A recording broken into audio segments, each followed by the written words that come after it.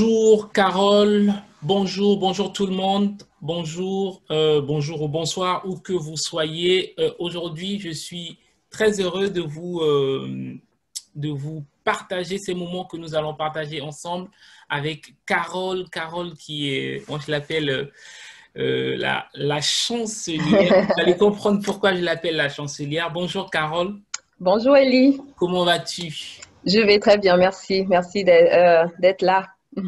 Super, bah, je suis content vraiment de t'avoir aujourd'hui pour cette interview par rapport à ton expérience, par rapport à ce que tu fais. J'ai vu ce que tu fais, c'est tellement impressionnant en un si peu de temps ce que tu as commencé à faire, mais les autres vont découvrir tout à l'heure. Donc, Carole est on dit une membre, un membre, en tout cas, un membre de la formation École de la liberté financière. Carole est entrepreneur et Carole est coach, accompagnatrice de vie et elle est la fondatrice de Mon intégration en Allemagne, MIA en sigle.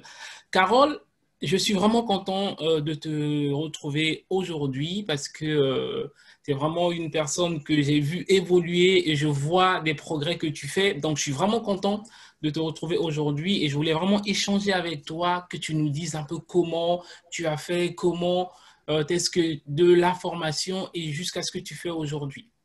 Donc, est-ce que tu peux juste te présenter pour les personnes qui nous suivent en quelques minutes, s'il te plaît? Oui, avec plaisir.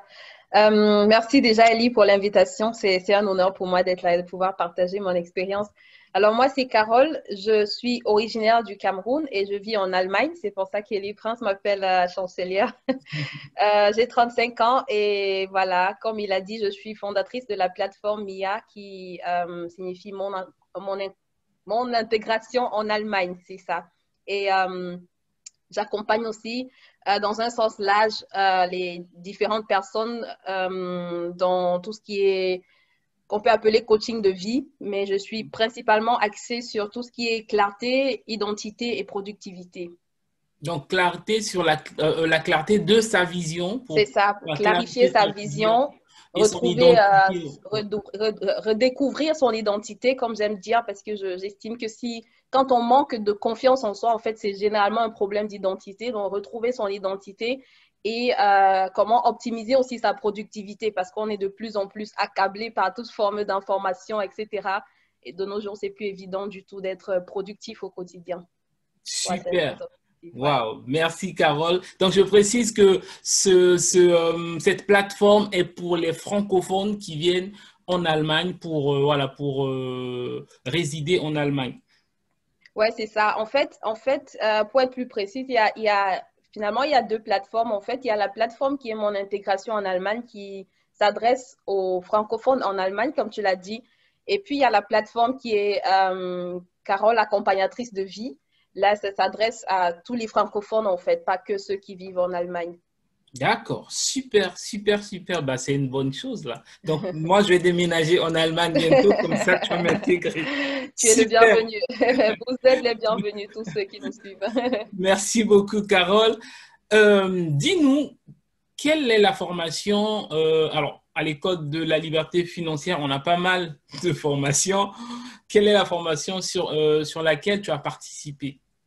Ou quelles sont Alors, les formations que tu as j'ai participé? participé à deux reprises. J'ai participé à plusieurs de tes formations, mais là, je vais m'accentuer sur sur la formation à laquelle j'ai participé à deux reprises, une fois à Paris et une fois à Munich, quand tu l'organisais à Munich. C'était École de la liberté financière. Oui, c'est ça. Ouais, c'est Oui, ça. Paris, École de la liberté financière. Ouais, c'est ça. Et Et on a Munich, fait École aussi de une la session liberté à financière. Munich. Bah, grâce à toi d'ailleurs. Merci beaucoup, Carole.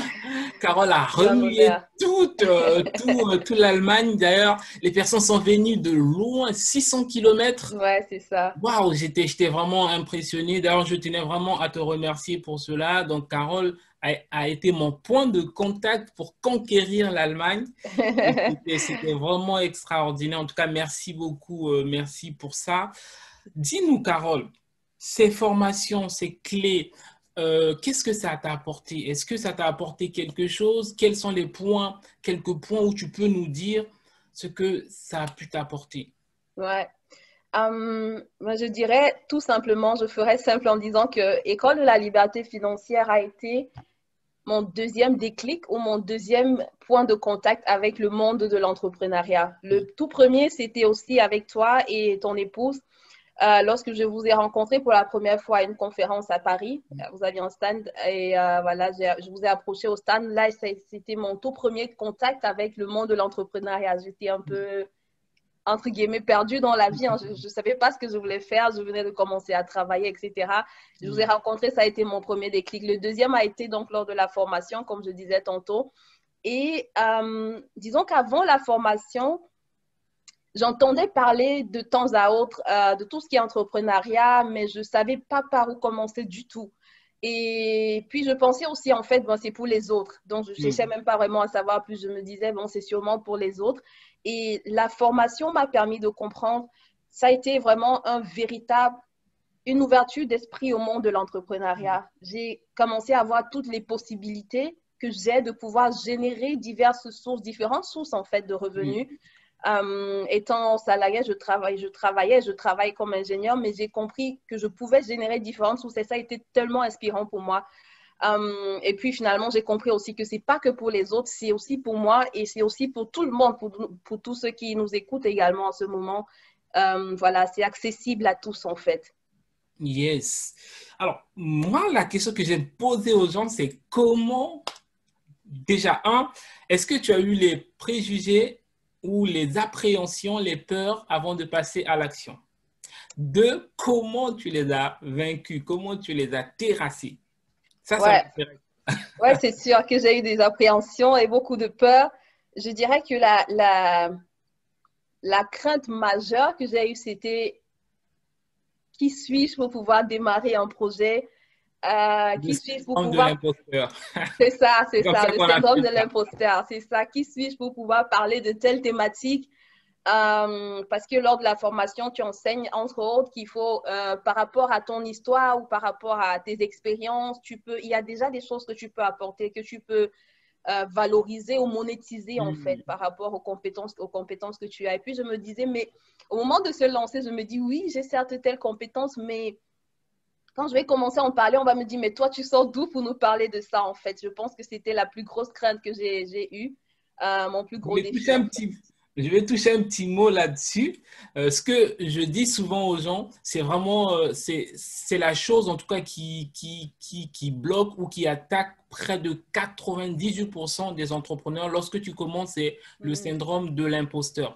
En fait, ce truc-là, pour le balayer, il faut comprendre que même lorsque tu commences, tu, tu connais plus que donc, c'est-à-dire, si tu te lèves aujourd'hui, tu dis, moi, je veux être spécialiste en gestion du temps, tu as lu un livre, tu as quand même quelques informations, plus que 90% de personnes. Donc, c'est-à-dire, tu as quelque chose à apprendre à une Ouais, personne qui commence, c'est-à-dire le lendemain, quoi. c'est Donc, tu as ça. quelque chose. Et ça, il faut y croire et ça, il faut travailler dessus. Effectivement, Effectivement. ce Ça truc-là, me fait beaucoup de penser gens à ne ce font que tu pas. dis, ça, je vais renchérir. Ça m'a fait penser à quelqu'un, je ne sais plus trop qui le disait, mais quelqu'un qui disait, si sur une échelle, je ne sais pas moi, de 1 à 1 million, il suffit que tu sois sur une échelle qui est en dessous de toi, il y a encore des personnes, c'est Mm. suffisant pour que tu puisses enseigner ou Coïncidence. apporter ce que tu as en fait. Exactement, c'est Ouais, exactement ça.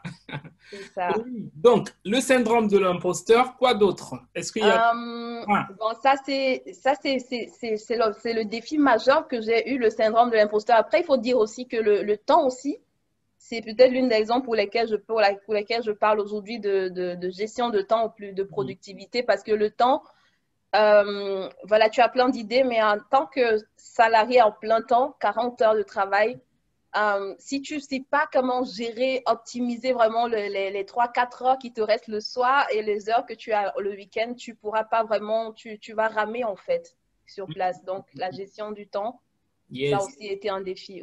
yes. Est-ce que tu as eu le défi, il y a aussi un autre défi, en fait, autour de toi, le regard des autres. Est-ce que tu as eu ce problème? Ouais, Qu'est-ce tout qu'on à va dire fait. de moi? On va dire qui Ouais, c'est ça elle en a de fait. l'argent, pour qui elle C'est veut se ça. prendre. Dis-moi, C'est raconte. ça en fait. Et en fait, je pensais à tout ça quand je parlais au début de syndrome de l'imposteur. Il y avait d'un côté les voix intérieures en moi qui me disent bah, tu es qui? Tu penses que tu es qui pour apporter ce genre pour penser apporter de la valeur aux gens? Et d'un autre côté, il y a le regard aussi des regards extérieurs qui met une sorte de pression en fait. Hmm. Donc, oui, ça aussi, ça a été un défi. Yes, super, waouh. Et comment tu as fait pour dépasser ça? Est-ce que tu as... Bah, Il y a des gens qui nous écoutent, s'ils te disent, OK, moi, je suis en plein dedans, au milieu du syndrome de l'imposteur. Comment tu peux m'aider à dépasser ça? Bon, c'est vrai qu'on a donné deux petites clés là, mais est-ce Ouais, qu'il y a d'autres d'autres choses à ouais. ajouter ou même à rappeler ce qu'on a dit? Ouais, tout à fait. Effectivement, je pense que ce que tu as dit, ce qu'on a mentionné est déjà assez important parce que je pense que c'est une chose parce que moi, quand j'ai compris ça, ça a été aussi un déblocage pour moi de savoir que il suffit que je sois à l'échelle E plus 2 et pour aider quelqu'un qui est à l'échelle E plus 1, j'ai pas besoin d'être à E plus 100. Donc, il y a ça.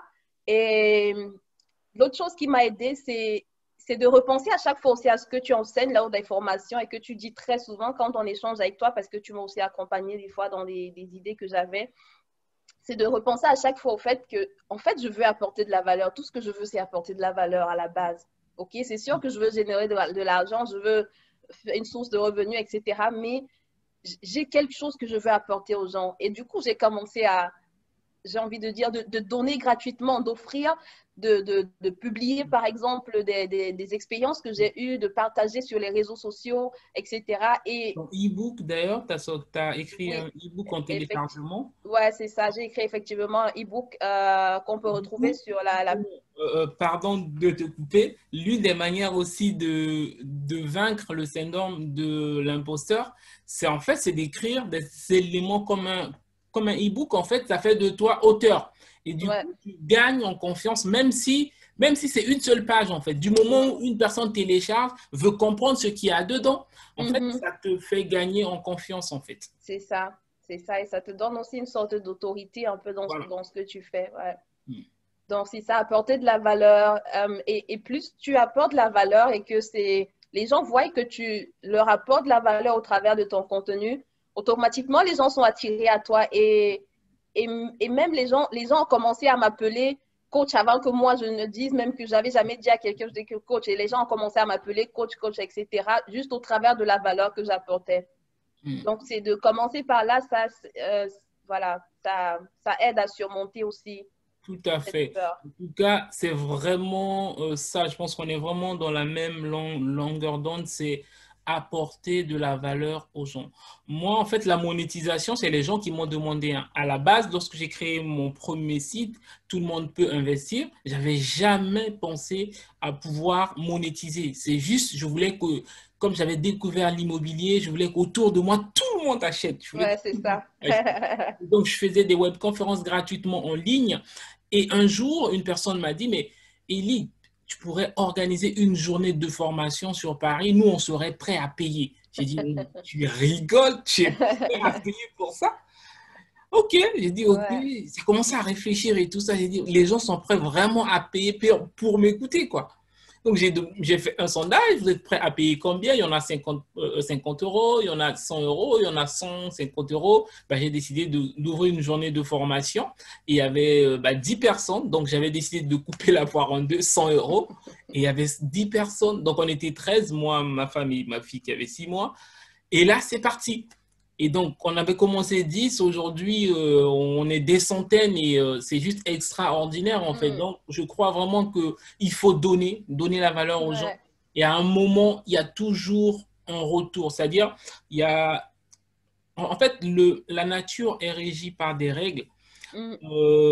C'est impossible que tu apportes de la valeur aux gens que les gens ne te retournent pas. Ils Tout peuvent à te fait. retourner en gratitude, ils peuvent Tout à te fait. retourner en argent, mais les gens vont toujours, à un moment ou un autre, pouvoir te faire un retour. Surtout, Tout à fait. personnellement, pour nous maintenant, c'est le plaisir que tu trouves. Moi, vraiment, Ouais. heureux de partager avec des gens, de donner et surtout, ça te pousse aussi toi-même à chercher parce que tu es dans un processus Oui, de formation continue aussi, quoi. c'est ça, c'est Yes, ça. yes, yes, wow. Quoi Effectivement, d'autre? par rapport à ce que tu as dit, il y a également un livre que je suis en train de lire de Brian Tracy. Il dit, Mm, euh, si tu donnes sans attendre un retour, tu recevras de façon inattendue, en fait. mm, Donc, c'est comme un effet de ressort quand ça revient automatiquement. Et, et Tu peux me j'encourage rappeler également ceux le qui nous titre suivent du livre? à faire des choses, en tout cas à démarrer un truc qui les intéresse quand même. Parce que quand c'est un truc qui t'intéresse et qui te passionne, tu as aussi plus, tu apportes de la valeur sans trop te forcer, quoi, sans trop faire d'efforts. Parce que c'est quelque chose Exactement. voilà, que tu as expérimenté aussi personnellement. Tu peux tu peux nous dire le titre du livre? Oui, c'est Libérer votre potentiel de Brian Tracy. D'accord, super. Donc, on va regarder tout ça. Ok, ok, ok. Donc, on a dit, voilà, quelles étaient tes peurs, quelles étaient tes craintes. Aujourd'hui, maintenant, qu'est-ce que tu as fait? Dis-nous, maintenant, tu es passé par l'école de la liberté financière, tu continues à apprendre au quotidien. Qu'est-ce que tu as fait? Quelle est la plateforme que tu as créée? Comment ça fonctionne? Parle-nous de ton activité. Alors, bon, à la base, je dirais que le plus grand pas que j'ai déjà fait, déjà, c'est de pouvoir trouver des idées de business et de pouvoir clarifier ces idées. Ça, c'est pour moi, ça, seulement ça, c'est énorme en fait, parce que tu peux tourner sur place, tu peux avoir un million d'idées, mais tourner sur place pendant des mois et des années passent, etc.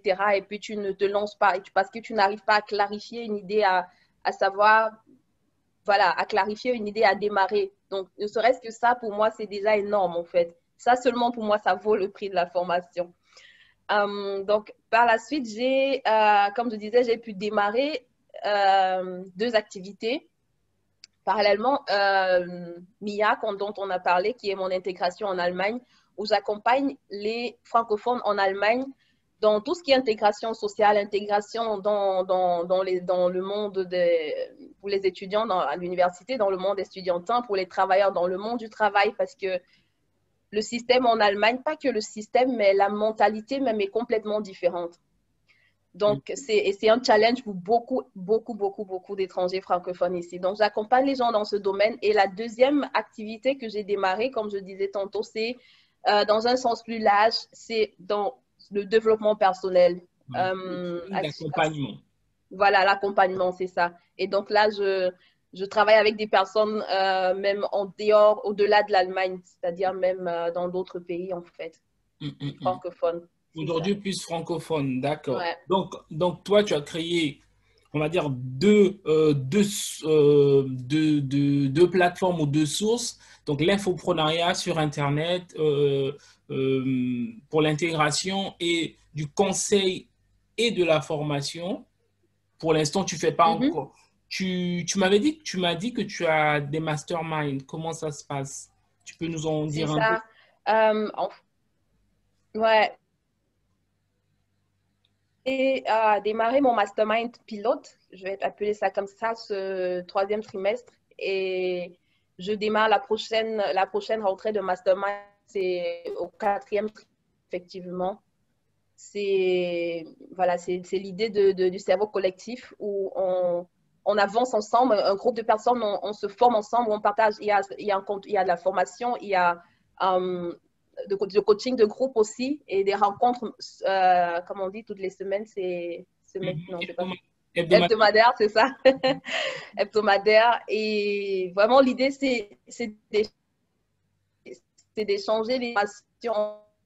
La licence, en fait, dans le cerveau, la notion de cerveau collectif et le fait de ne pas être seul, en fait.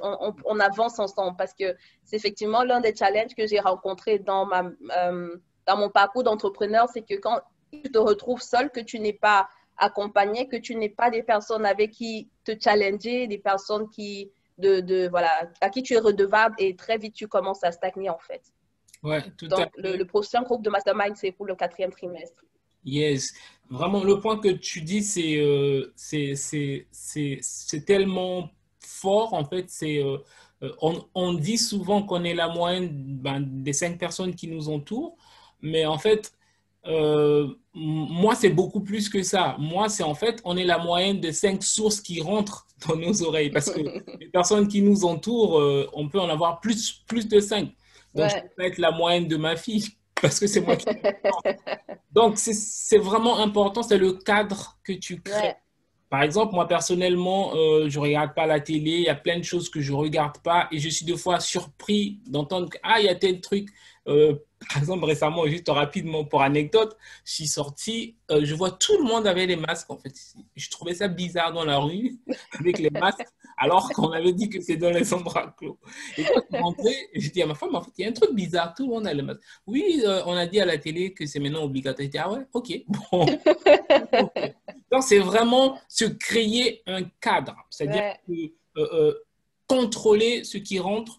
Moi, j'ai toujours mon casque, toujours mes écouteurs, j'écoute Mm, des podcasts, j'écoute des livres audio mm, pour se saturer. Et ça, c'est ouais. vraiment c'est important ce que tu dis, en fait, vraiment son cadre et se connecter aux personnes qui nous challengent. Ça peut être de près ou même de loin, suivre Ça. leurs activités qui, voilà, ça nous inspire aussi à pouvoir, à pouvoir avancer nous aussi de notre côté hein, sur ce qu'on fait. Mm. Sur ce qu'on fait. Ok, ok. Maintenant, donc on a vu ce que tu fais aujourd'hui. Est-ce que tu as des projets, alors en dehors du mastermind que tu vas lancer, quelles sont tes ambitions pour les 2 prochaines années? Qu'est-ce que tu veux voir les 2 prochaines années? Alors, pour les 2 prochaines années, ben, je vais être transparente, hein. Pour les 2 prochaines années, je me vois vraiment libre financièrement parlant Mhm. et ne plus avoir quitté mon travail. Pas, bon, je sais pas, je vais le formuler moins négativement, mais travailler pleinement sur mes activités, je dirais ça comme ça, parce que le but, c'est pas juste de quitter son travail comme si c'était forcément quelque chose de super négatif, non. Mais le but, c'est la soif que j'ai de pouvoir, de m'investir pleinement dans ce que je fais, d'apporter le maximum de valeur et d'impacter le maximum de personnes. Et pour ça, j'ai besoin d'être à plein temps dans ce que je fais. Mhm. Donc, mon objectif premier, c'est dans 2 ans, être à plein temps dans ce que je fais. Yes. Ok, très bien. Merci. Avant de pouvoir clôturer, j'ai une question que je pose souvent aux gens.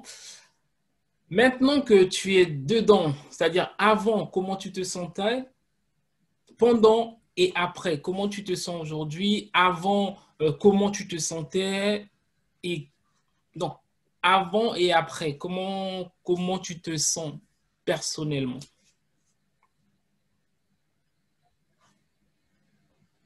Ah. Bon, on a eu quelques coupures techniques là. Je ne sais pas si j'ai bien compris la question. Je- Tu as demandé comment est-ce que Tu je te me sens. sentais avant et comment Alors, est-ce que je me sens maintenant, c'est ça? je repose la question. Avant de faire la formation, avant de découvrir le monde de l'entrepreneuriat, comment tu te sentais? Maintenant que tu l'as découvert, que tu t'es lancé, tu es sur le chemin de la liberté financière, comment tu te sens? OK. Avant que je me lance, je me sentais très limitée et très frustrée, je dirais. Vraiment, j'étais dans un monde qui était comme trop restreint en fait. Et j'avais l'impression que je suis comme dans une bulle, que je voulais sortir de la bulle, mais je ne savais pas trop par où commencer, comme dans une coquille qui était fermée, mais en même temps, je sentais que je peux sortir, mais je ne savais pas par où sortir. Maintenant, je suis comme la coquille est cassée et je vois des possibilités illimitées en fait. Maintenant que je me suis lancée, je vois tellement ce que je peux faire, d'où l'importance de clarifier ses idées aussi, de prioriser, etc., pour savoir quoi faire à quel moment. Maintenant, je vois tellement de possibilités et surtout, je comprends de plus en plus que c'est accessible aux autres, à tout le monde. C'est pour ça que j'encourage également les gens à ne pas se satisfaire de la situation dans laquelle ils sont, s'ils sont vraiment pas. Parce qu'en fait, chacun de nous a quelque chose à donner, chacun a quelque chose à apporter. Et voilà, tu passes à l'action, en fait, tu découvres des choses que tu as en toi et que tu ignorais. C'est un peu comme ça que je me sens maintenant. Voilà, j'ai plein de choses à donner, je découvre que chacun de nous a plein de choses à offrir, mais il faut extraire, en fait, il faut aller puiser, il faut aller extraire ces choses-là au-dedans de nous. Yes, super, merci beaucoup. Donc, on arrive à la fin de notre interview. Est-ce que tu as 2 conseils que tu veux donner aux gens qui nous suivent en rapport avec la vie d'une manière générale, avec la liberté financière, avec le fait de pouvoir croire en soi, peu importe le sujet, la thématique. Est-ce que tu as 2 conseils à nous partager avant qu'on clôture l'interview? Alors, 2 conseils. 2 phrases Alors, le premier, ce serait... qui t'ont marqué, voilà. Ouais. Bon, alors, la première, ce serait une phrase assez connue dans le monde de l'entrepreneuriat, à savoir, si tu continues de faire ce que tu as toujours fait, tu continueras d'obtenir ce que tu as toujours obtenu. Je ne sais pas si c'est Robert Kiyosaki qui l'a dit, mais ça a été répété par tellement de personnes. Une façon de dire que... Alors, si tu n'es pas déjà... Je t'ai interrompu, Elie, je ne sais pas. Non, continue, je vais compléter après. D'accord. Alors, je voulais te dire, je veux dire par là que si... voilà, je te poserai simplement la question de savoir, est-ce que tu es satisfait de ta vie actuelle, toi qui nous écoutes en ce moment? Sinon, c'est probablement un signe en fait que tu es né pour plus que ce que tu as déjà vu actuellement. Et je t'encouragerai en disant, lance-toi simplement, lance-toi et commence par te former pour gagner en temps. C'est sûr que tu peux essayer en faisant par toi-même plein de choses, mais si tu veux gagner en temps, commence à te former et voilà. J'aime souvent dire, tu n'as rien à perdre en fait. Tu n'as rien à perdre parce que, comme je disais tantôt, si tu continues de faire ce que tu as toujours fait, ce que tu as fait jusqu'ici, tu auras les résultats que tu as eu jusque-là. Donc, si tu n'es pas satisfait, voilà, lance-toi. Et voilà, le deuxième conseil, ce serait peut-être à ceux qui ont déjà essayé quelque chose ou qui ont déjà essayé une idée et qui disent ça n'a pas marché, ou qui ont déjà peut-être fait une formation aussi et ils ont essayé des choses, ils disent ça n'a pas marché. Ne te décourage surtout pas. Moi aussi, j'ai eu à essayer des choses qui n'ont pas marché. Ça fait partie du monde de l'entrepreneuriat. Tu essayes ceci, tu essayes des choses qui...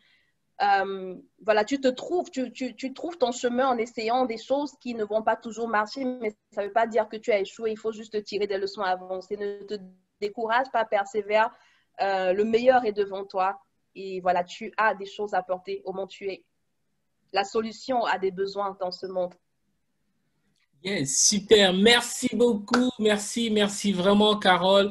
En tout cas, les 2 conseils que tu as donnés sont vraiment pertinents. Ben, si tu veux changer tes résultats, change ce que tu fais, change tes actions. Si tu veux, tu as parlé en dernier. De persévérer et de ne pas se Voilà. décourager. Voilà, il faut persévérer parce que ce que les gens ne savent pas, c'est que toutes les entreprises ou tous les entrepreneurs à succès qu'on connaît, ce n'est pas les entreprises connues aujourd'hui, ce ne sont pas leurs premières entreprises. C'est ça. Bill Gates, ce n'est pas Microsoft, sa première entreprise. Il a fait d'autres entreprises, ça a échoué. Steve Jobs, ce n'est pas sa première entreprise. Ils ont fait énormément dans des entreprises qui ont échoué.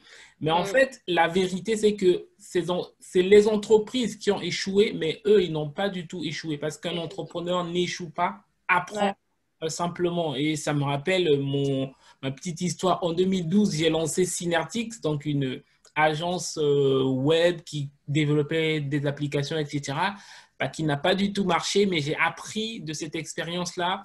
faire le design. Et lorsque j'ai lancé d'autres activités, au début, c'est moi-même qui faisais tous mes designs. Donc voilà, j'ai appris, je sors d'une expérience, j'apprends. Et en tout cas, merci beaucoup, Carole, pour ton temps.